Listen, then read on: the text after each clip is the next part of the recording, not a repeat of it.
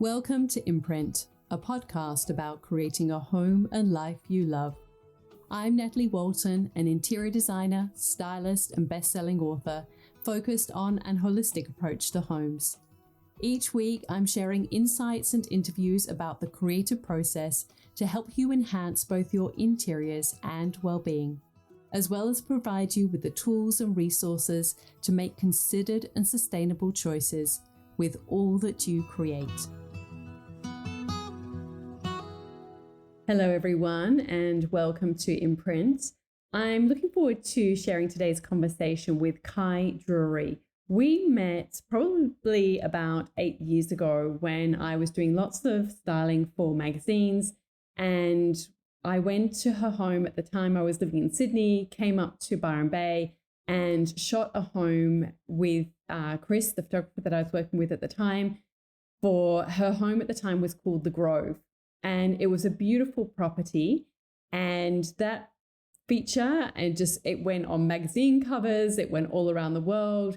It was a beautiful home, and have really enjoyed watching her journey evolve since then. She has since gone on to work as an interior designer and now has a design business called Studio Haus, which she runs alongside with her daughters. We talk about working with family. She is very honest and open about the rates that she charges and how she learned how to, value her time more, charge more, and really goes into, a really honest conversation about how many clients, how many projects. So if this is something that you're interested in, I think you're going to get a lot of value out of today's episode. So please enjoy my conversation with Kai Drury.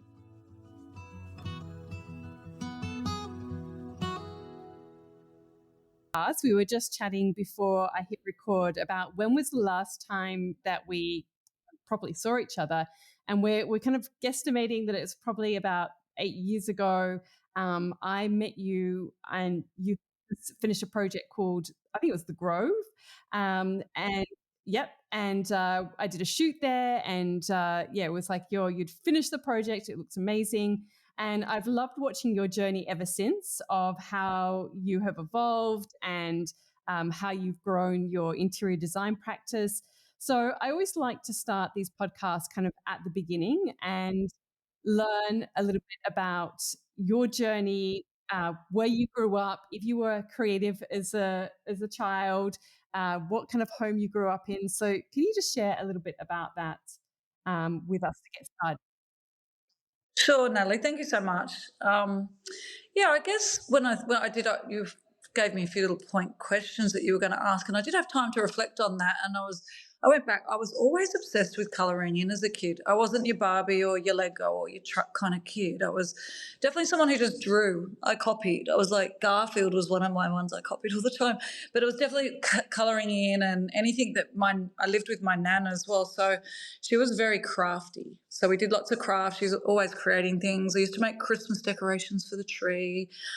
She taught me to sew from 12. So I made my own formal dresses and things like that. So it's always been something that's kept my attention.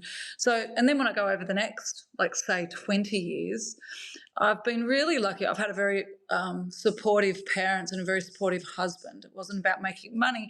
So he brought the money in. So I was able to carve some time aside at the same time as having 4 children, and dabbled in so many things.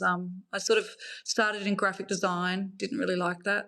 Funny thing is that was sitting at the computer all day, and now I find myself doing that. So that turned me off. I liked real hands-on. And then I sort of went into the sewing again, the pattern making. I started painting more of late again. Picked that back up. I even went into digital print design because we started, a few girlfriends and I got together and started a business called Gypsy Tribe. So we did some swimwear. That was fun. Of course, the relationships maybe weren't as easy at times, so we didn't continue on that one. And then I designed children's clothes, and I used to even make Christmas cards in some of the local stores. I was just always doing something. I couldn't stop. So I guess it then became semi-professional as the kids all went to school and I had proper time that I could put towards all my crafts and my skill set. And then we had a property, which was the Grove, which is the property you were talking about. And a friend popped on one day and said, would you like to host our wedding? And we'd heard about the local wedding sort of vibe of this town, and we thought, oh, why not? So we thought we'd just give it a try with theirs. And then before you knew it, we had a fully fledged business hosting weddings. And then, of course, I took up the styling side of things, and it just grew from there. And my husband, being a builder, the whole time I've always worked alongside him and critiqued plans and given people suggestions of how to make a better kitchen, given them suggestions of what roof colour, and that's been happening along the whole journey. That's been in the background, but I was never paid for it for most of that time. And then when we sold the Grove, people started asking, like, could you do my restaurant up? Could you do this? And I'm like, okay. And that's kind of how it really has taken off in the last, say, 8 years. And so that's yeah. No, sorry, I was just going to ask. My mum nicknamed me Tonya Todman for a very long time, and we always thought that was a bit funny because she was a bit of the daggy one. But yeah, I couldn't, like, Christmas card. If I did a kid's birthday party, all of a sudden the whole room is decorated, not just the cake. Actually, the cake I bought. But yeah, it'd be all the decorations on the roof and flowers and balloons, and I just always had to have my hands on something. Let's go to the Grove for a moment, because obviously I was very familiar with that space, styling it for the magazine feature, and it just went crazy, that feature, all around the world. And what gave you the call? Because it was quite a big project. It was a home, but it was a large scale home, and you had this really big outdoor entertaining area. I think at that point when I spoke to you, you said that you had done quite a few renovations over the years. So what kind of gave you the confidence? And do you think that really cemented your style, or would you say that your style has evolved since then? Oh, my style's evolved a lot since then. We're a team here now as well, so I've got the influence of both my daughters involved, and that sort of takes, one's very skeletal. She understands the structural design, and the other one's definitely done the styling side, and she keeps me up to date with the fashions. But I think it's evolved, but it's relatively stayed the same thing, that it's always organic, big shapes, kind of simple lines, and never too colourful. We are pretty neutral in that aesthetic. I'd say it's definitely evolving. I'm steering away from white. I just feel like I'm over it. I'm bored. And although it's still one of our clients still come to us for it, we still do it. But when it comes to anything of our own now, it's definitely heading towards the more moody, earthy, Joshua Tree kind of feel. So yeah, I think it'll always be evolving. I think boredom sets in, and you're always looking for the new and exciting things. And as a team, we all influence each other here now, so it's fun. I get a big kick out of working with my daughters. It's really good. I'm definitely going to ask you all about that, because I think it's a really interesting component of your business. So what about when you first got people reaching out to you saying, can you help me with my interiors? How did you work out what to charge? Because this is something that comes up a lot, I know, with people sort of saying, how do I work out what to charge for my services? Oh, that is the big question. See, I guess at the time I didn't feel like I had the intellectual property that I have now. So I did start out at a rate of like $60 an hour, and I guess and I'd be on the whole job from woe to go. And through that, I was able to pick up so many skills that I would never have anticipated unless I was there. I was literally sitting in the venue, dealing with all the trades every single day. So that's where I started. But now we then jump forward 4 or 5 years. I had a friend pressure me into getting a business mentor, and they came in, and he just went whack, and he actually threw me a lot, and I really felt insecure about asking that much money for a while, and now I just know that's the way of filtering out the tire kickers. It's a way of filtering out, because the actual amount people are willing to spend on a lounge, it kind of aligns itself to, we love this style of furniture, and if you're only willing to pay this much small amount for us, well, you really can't afford that furniture. So it kind of just all puts the whole aesthetic into alignment. And we do things a lot quicker too. So you get a lot of bang for your buck now, where maybe I was a lot slower in the beginning. So it's all relative. And it just does come down to your confidence. And like I said, initially I was a bit scared off by the old, $180, $200 an hour kind of money. But now I know what I can accomplish in that time. It's worth it. You get a lot of bang for your buck. So I don't shy away from that now. And that might be too much information. No. I think that's like, people will love to hear that. I think, sort of being honest about it, and, everyone's got a different approach. And I think that's really valuable. So what about then to get those, to kind of, when you start to get to that next level of being able to charge more for your services, how do you instill that confidence in clients that, it's worth their while? Or do you think, I don't know. I'm curious about your approach, because I know, again, this is something that comes up a lot. How do I get those clients who are willing to pay more? I do think that Instagram's a big feeder. I really do. So having your Instagram clean, fresh, and up to date all the time, relative to what they want. So that's half of the interviewing process done. The next would have to be like through word of mouth. I think when people are talking to their friends, they're like sharing how you maneuver. I'm just a really authentic person. I don't know how to have secrets. So that first interview is you're not locked in. It's just me meeting them meeting me. So we're sort of chatting it out. I do believe I'm interviewing them just as much as they're interviewing me. I don't feel like I'm selling my soul. So I answer the questions that they have. I tell them the things that may let them down. I give them a little bit of scaremongering as well, because things it's always problem solving. Nothing goes according to plan. No, not everything goes according to plan. So I think with myself, I don't look at it like I have to get this job. So when I go in, I'm just being me. I don't know how else to do it. And I don't know how you would train yourself to be like that. I think you're either a nervous Nelly or you're not. And I'm confident because I've done a lot of years now, and I've lived in the building industry alongside my husband, and we talk about it. It's our dinner table talk. This is what my kids, we've got every single kid's in the business. The son and 3 daughters. One daughter's studying medicine, but she does our bookwork. So it's relative to our home. Our home oozes this stuff.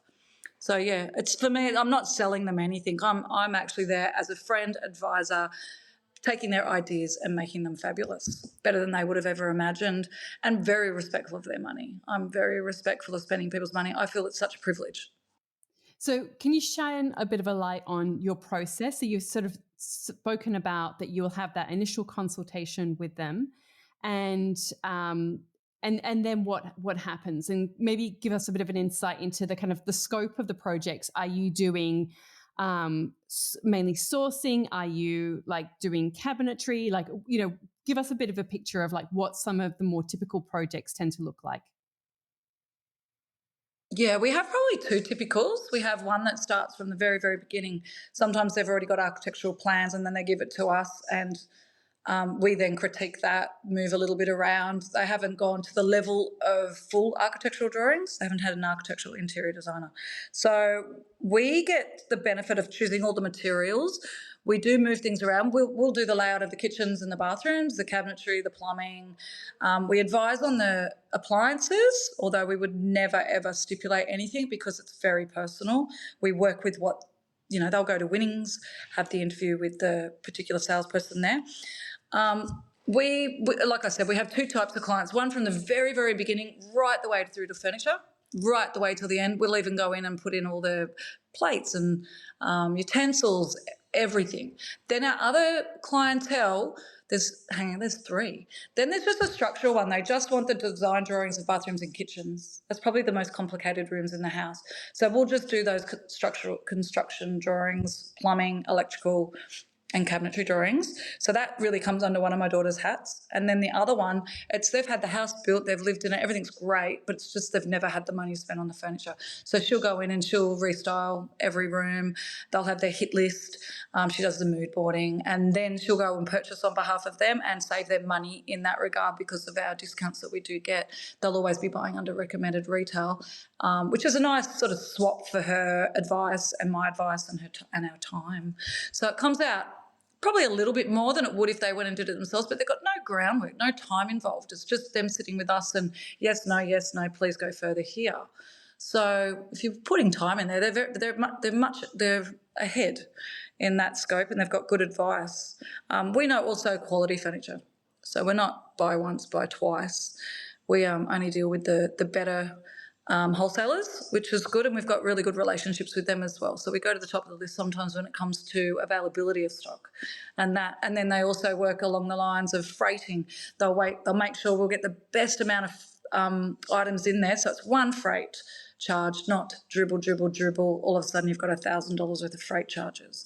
So we think of all of that, and I guess when you're on your own, you wouldn't have anticipate those additional costs, because freight since COVID's just gone through the roof and it really hasn't gone back down. You know, we did have one job once that was like 10 grand in freight alone. That was at the peak of COVID.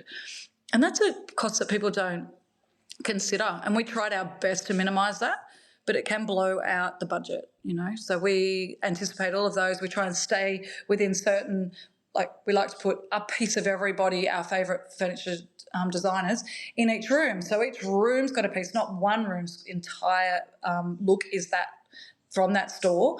And then it just feeds out and it gives the home a really nice cohesive look all out. But then we were able to minimise the freight by doing so. Process. Yeah, I don't know. More questions. No. That's great. It's really interesting. And so obviously when you first started out, you didn't have necessarily, if I'm correct, like the technical drawing experience. And now you say that one of your daughters does that. So what did you do in that middle period while she was still learning that? Did you outsource that to somebody, or how did you overcome that part of like meeting that? I guess this is funny. Honestly, I did a restaurant and I did the cut out and paste with the blue tack. So everything was to scale. I could hand draw. I've always been able to hand draw. So that was how I got away with it. And perspective drawing wasn't difficult either. It wasn't as great as it is now, but very time consuming. So until I got Billy on board, and, you know, she's self-taught. She's amazing. She's like my little Rain Man. I'm so impressed by her. And, yeah, she was able to communicate the finessing of my ideas, where before that, I guess it was a hand sketch. They got the idea and they were quite happy with it. There was a lot of trust involved, where now it's a no-brainer. It's there. You can do fly-throughs, you can do the lot. So I'd say, yeah, massive shift in the business. And that came around the same time where our rates went up. So it was all aligned at the same time. The product that we offer now is it's cleaner, it's sharper, and it's finesse from front to go, where before it was a lot of intuitive communication before, where now it's the combination of both. And so talk me through, I remember actually meeting your children at that shoot. And I think at that time, they were probably sort of like late high school years. So how did that come about that they're all working in your business, and how does that work, you know, in terms of, you know, personalities and family dynamics and clients and balancing the personal and professional, I guess? Oh, it's challenging at times, but mostly I would say 90% fantastic. For me, I couldn't think of a more privileged position as a mum for them to want to spend so much time with me and to problem solve, and we get a real kick out of it. Like it's a wow, yeah, and I get so excited. They consider me a bit disruptive in the office at times because I've got that Yahoo kind of attitude. But they are an entity upon themselves, where they had these things in the background that they've been working on and themselves since high school, and then they actually both approached me. So I didn't ask them to come work for me. They asked me, and Billy started out just doing, so Billy's the technical drawer. So she was obsessed with Sims, which is a computer game when she was little, obsessed. She'd create towns. And so that was the basis of her learning. And then when she went off and worked for a solicitor, she was doing all the bookkeeping, bookwork, all that sort of communication. and didn't like it at all. And then I lost my bookkeeper because she retired, and she said, I said, would you come and help me out there? So she was doing this, and then she was watching me do these drawings. She goes, Mom, you can't do that. How about this? What about I'll just go and learn how to do that and do it for you? And I'm like, go for it. And it was as organic as that. Now to the point where she's at TAFE, she's trying to have a second baby, and she's doing draftsmanship, because we do find there's a massive niche. There's a hole in the market there where there's draftsmen, but they've got no design skills. They're pretty cookie cutter, the ones we've come across, all the way through to the amazing architects. There's nothing really in between for that middle ground dollar, and for something that really it's about the bathrooms and kitchens and the layout of the home. And she understands it all. I think she's got a bit of a dad's brain and my brain combined. So I'd say that's how Billy came about, where Dakota, she's the one that does most of the styling. She's fashion, she's Instagram, she's all over it. She's basically into spending a lot of money, loves the good things in life. But she also worked for Byron Bay Weddings, and she was doing a lot of styling and then running some weddings and whatnot. And so that naturally led over to us as well. And then she had her first baby, because they both got children. And she, again, was sitting in the office while breastfeeding, watching, learning, and just sitting there and said, Mum, can I come work for you? Because we ended up getting a big office space. She said, can I come work for you? And that's how that happened. And I'm like, okay. So they both started on base wage, and they've asked for a new pay increase again next year. But they've earned their weight in gold, I can tell you, because I've almost made myself insolvent at times. I was 5 days a week. I'm now down to 3 and a bit. And I like it that way. I like to be able to maintain the home life as much, and my family life as much as my working career, and they're the same. So we're kind of figuring it out along the way, and moving and changing according to, and keeping us all family orientated. It's very family. When you're young mums, I want them to make sure they spend as much time with their kids as they can. And what about Marley? Because that's who I've been dealing with. So Marley, we accidentally picked up Marley. What a blessing. When we were doing the Loft, the restaurant, Marley was doing all of their marketing, and I guess what happened at the time, Marley, I'm not sure if she was pregnant or not, no. Again, it's another alignment. It's like the financial alignment, the digital alignment, the quality of furniture aligns, and the Instagram now aligns. She answers everyone. She keeps on top of it. She shares. She promises everything she delivers, or she delivers everything she promises. So a lot of Instagram people they drop the ball sometimes, and then people may have to ring up and say, you forgot to tag me in this or that, where Marley doesn't let that happen. She doesn't let things slide. Very professional. So it's been a blessing there.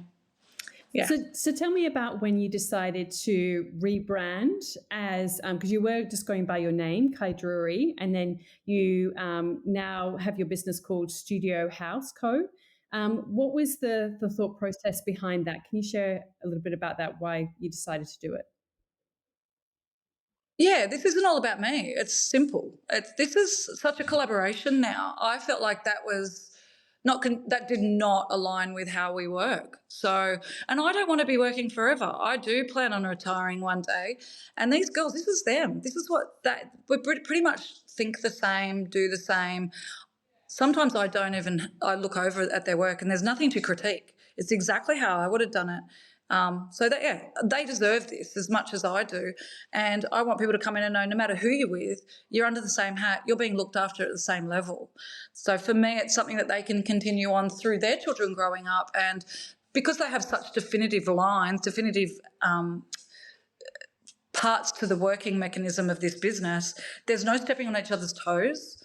So they can bring in their own work and do their own work under the same hat and work that out. And it can shift and change according to how the future of this business goes without me being involved. And I mean, that's not tomorrow. That's still a way off, because I still have a lot to do and a lot to offer. But yeah, this is about us. It's not about me. And what about then in terms of charging, when you've got different people on your team and charging the client, do you charge different rates for you versus, other people on your team? How do you go about that? We do. We have. I'm the top because I'm the head designer, and then the next one's the digital product. So she comes in under that, and we've gone by standard pricing. This is like across the board. We've done the research. We were advised. We're not charging any more than anyone else. Yeah, we just need to make sure that everyone gets their bang for their buck within that. And then Dakota's is slightly less because she's doing the furniture and it's not as technical. And then we've got admin behind the scenes as well. And if we had an apprentice come in, which we did have at one point, but we found we didn't need her anymore, then hers was really low. And then we have brought in one more new person. She's only new to the business. She's only 2 weeks in. She is trained. She's our only completely trained staff member.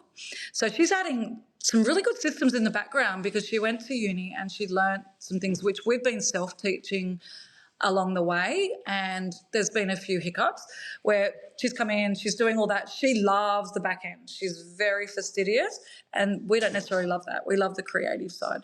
So she's adding another element which can then allow us to do more jobs. So we thought, we kept knocking jobs back because of the back end. It takes up so much time. So she's come in and we're going to see where that heads and see if that all works out as well.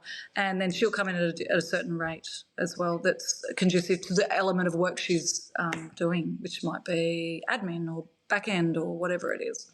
So what program do you guys use for your the technical designs, and also do you use a project management software for managing the back end of the business? No management software. We use, what's it called? Oh my God, this is where you've got the wrong person for these questions. Far out, because I am all the fluff. Like, I'm like Pepe Le Pew. I bounce from desk to desk.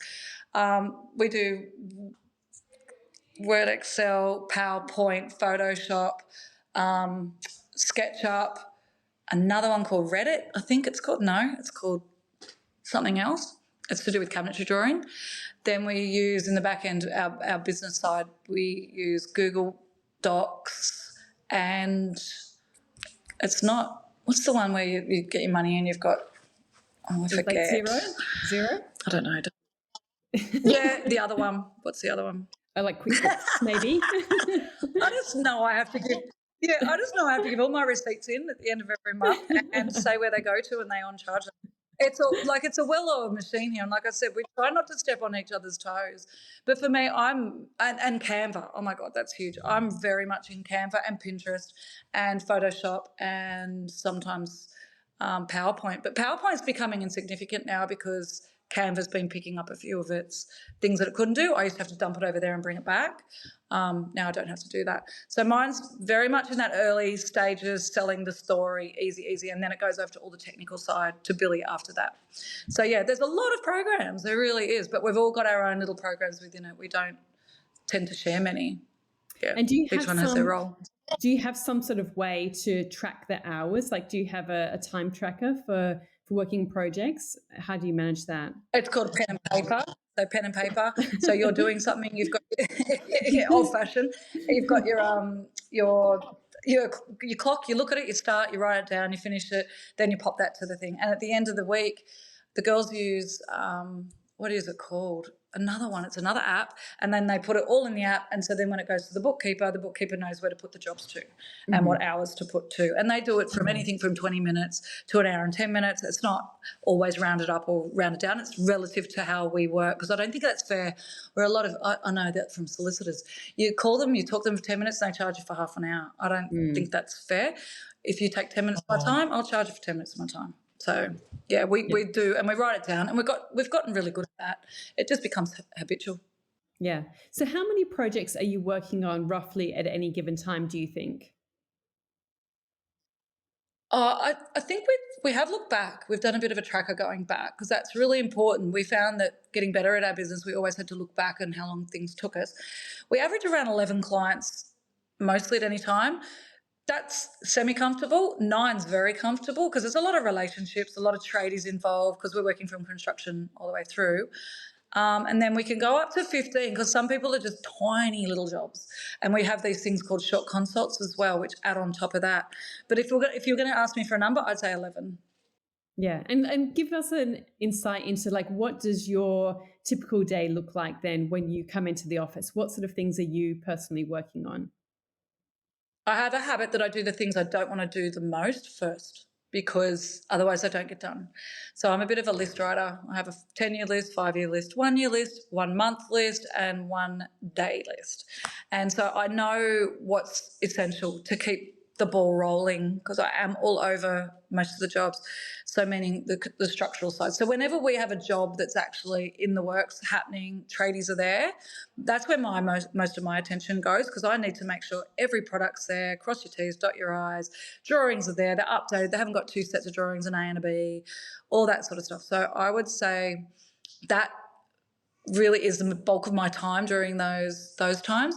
Other than that, it's always getting out the sales. So at the point where we've had the interview, now we're into the conceptual phase. That's a really big priority for me. That you need to get that back fairly quickly to the people. I don't want them to be sitting on our shelf for a month. I don't think unless they know it's a month because we cannot get to it and they really want us. We try and get that out quickly. And yeah, overlooking chasing things up. I'm just kind of like I pick up the slack a lot where the girls can be very focused. So I'm kind of a bit of a Pepe Le Pew in the office at times. But the most thing I do is the boring stuff first, and then I get into the creative because if I'm creative, I don't have to get home.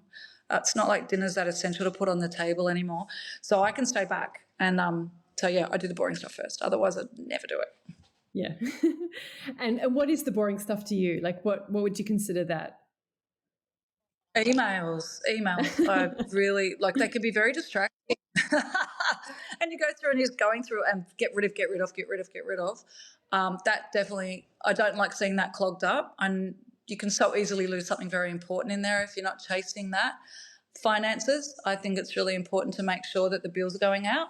So keeping on top of that, and I don't really enjoy that side of the work either. And just making sure that there's nothing that's missing. So chasing up. That would be the boring stuff. And then when I get into the Pinterest and the mood boarding and the concept, I have a ball. I could be here and forget to eat, forget to breathe, forget to drink. So yeah, that's my afternoons. And do you do mostly work still in this region, or have you done any projects sort of beyond this region?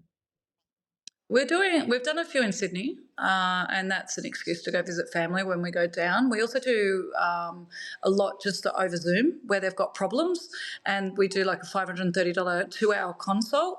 And so they've got to be very prepared for that to get the best out of it because we aren't on site, and we'll help them with the layout of a bathroom and a kitchen. Usually that's number one. It's always the most detailed rooms. We find we've got a really good niche in that, and yeah, we've done Bali. Wouldn't I'm not running to that again.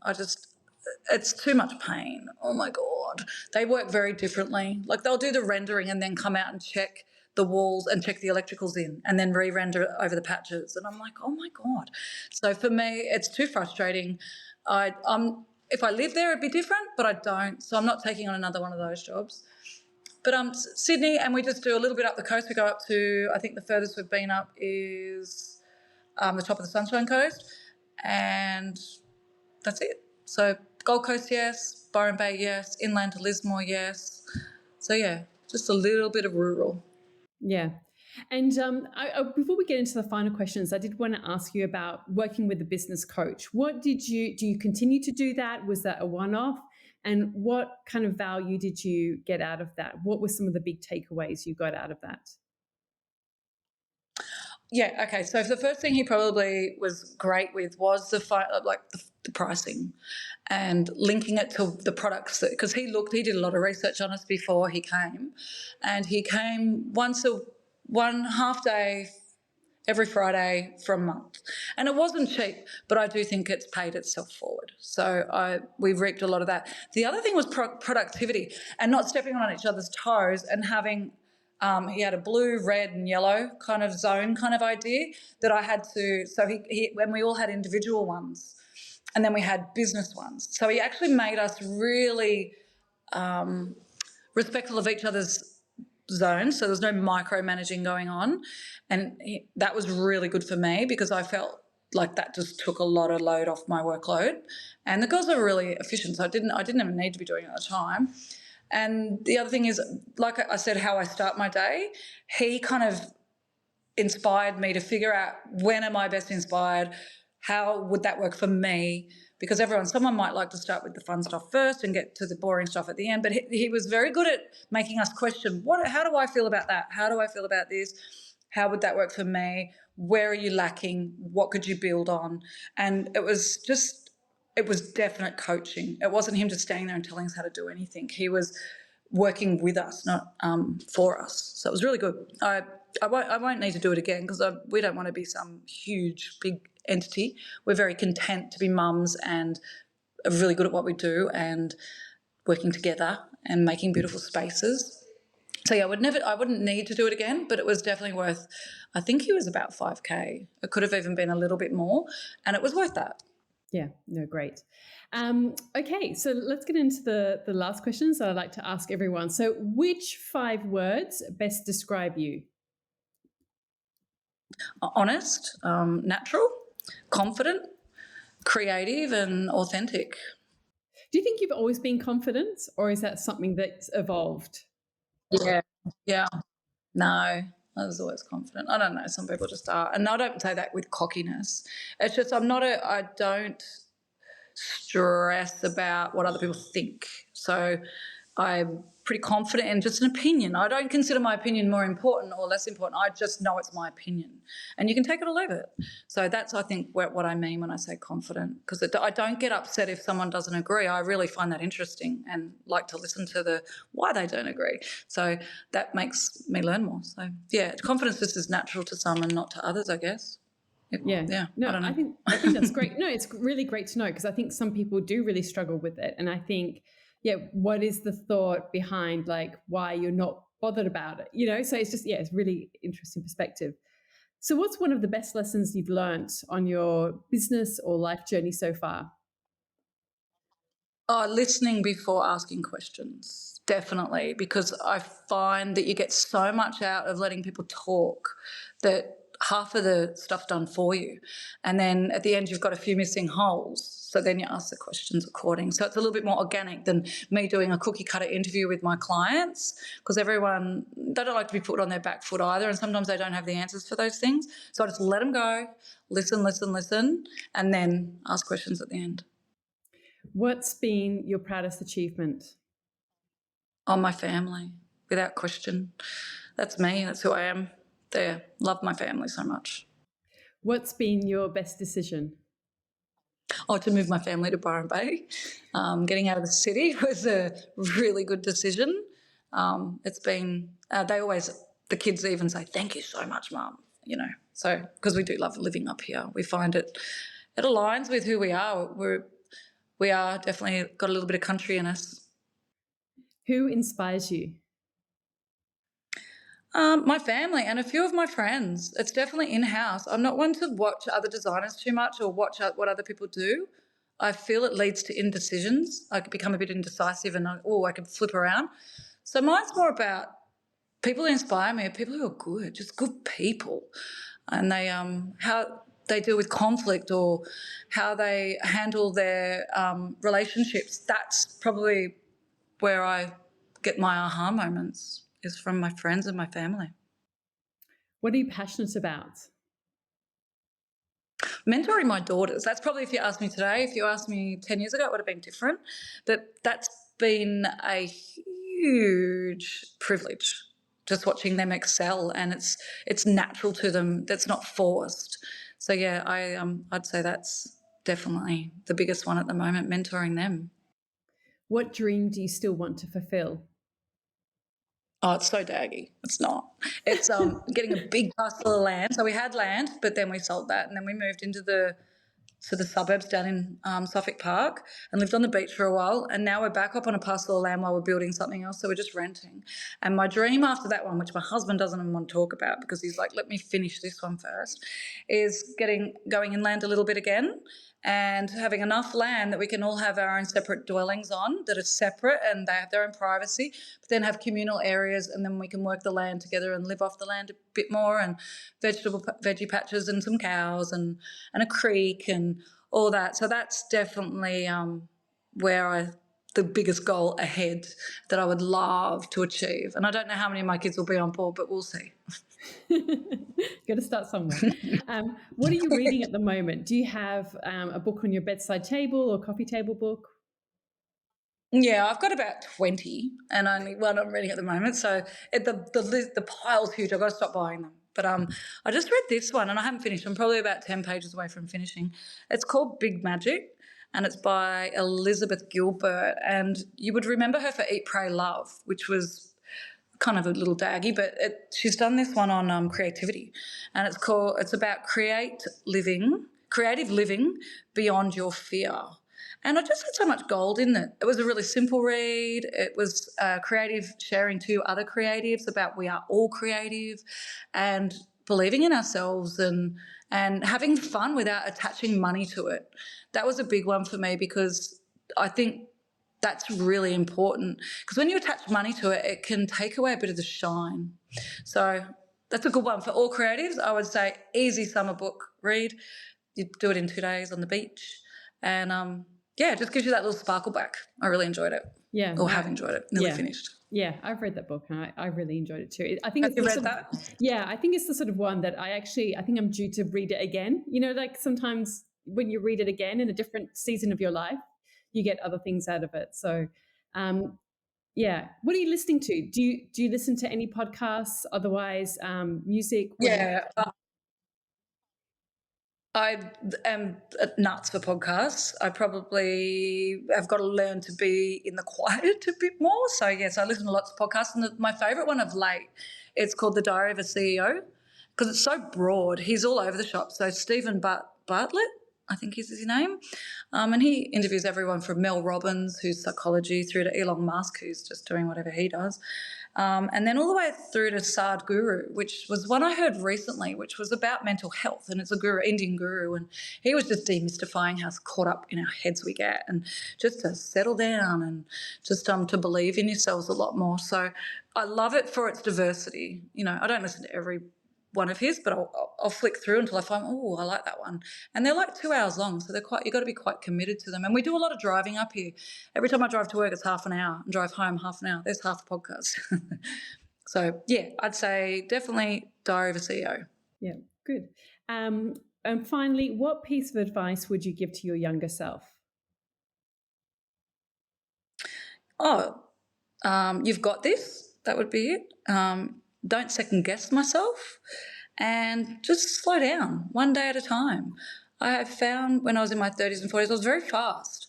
When now in my 50s, I'm learning to settle down and slow down and smell those roses. And, yeah, things are a lot more blissful these days. So that would be it. It's a lot to say, but, yeah, that's what I would just be. Settle down, kid, you know. Sounds good. Sounds good. Good advice to me right now. And the one big one, because I think 50s is really a beautiful, beautiful season. I really do, because we're not so needed. They want to be around us rather than they need to be around us. We're not a taxi anymore. So I think taking time for yourself as a mum, and especially when you work and you're a mum, and having that, don't get the guilt attached to that. That's just stupid. That's silly talk. Just, I deserve this, I earn this, and you come back a better person and you've got more to offer. So taking time for yourself. Yeah, no, great.